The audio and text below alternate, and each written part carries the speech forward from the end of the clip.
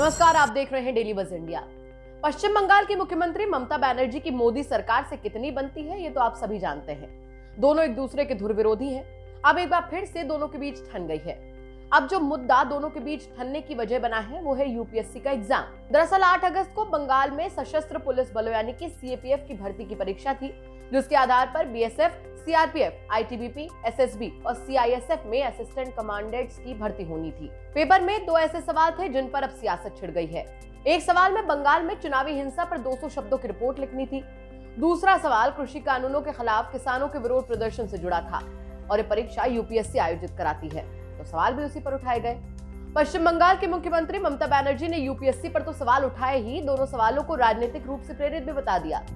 इतना ही नहीं, उन्होंने भाजपा पर यूपीएससी को बर्बाद करने का आरोप लगाया और यह भी कहा कि यूपीएससी के नहीं बल्कि बीजेपी के सवाल हैं।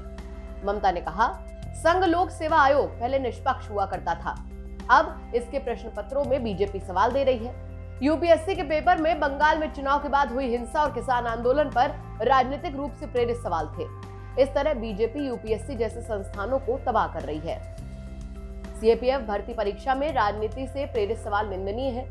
इससे पता चलता है कि बीजेपी किस तरह केंद्रीय पुलिस बलों का राजनीतिकरण कर रही है। इसके खिलाफ कोई भी संस्था या उम्मीदवार कोर्ट में जा सकता है। इसी कारण मैंने चुनाव के बाद सीआरपीएफ की तैनाती का मुद्दा उठाया था। इतना ही नहीं, ममता बनर्जी ने भाजपा पर संवैधानिक संस्थाओं को खत्म करने का आरोप लगाते हुए कहा, संवैधानिक संस्थाओं को बुलडोज किया जा रहा है। लैंड से स्काई तक केवल उनका ही नाम है, कोई डिग्निटी होनी चाहिए। संविधान, संघीय व्यवस्था और प्रजातांत्रिक संस्थान को भी बुलडोज किया जा रहा है।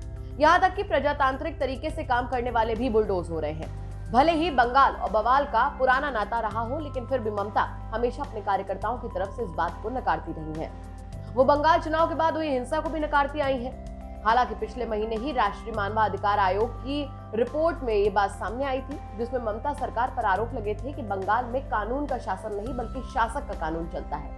लेकिन ममता इस रिपोर्ट को भी खारिज कर चुकी है। ये बात तो सच है कि बंगाल में होता बवाल किसी से छुपा नहीं है, लेकिन ये भी उतना ही सच है कि बंगाल की ममता सरकार ने कभी इसे माना भी नहीं। ये थी हमारी खबर। आपको कैसी लगी कमेंट सेक्शन में जरूर बताइए। साथ ही साथ हमारे चैनल को सब्सक्राइब कीजिए और बेल आइकन जरूर दबाइए ताकि दिन भर की बड़ी खबरें आपको मिलती रहें।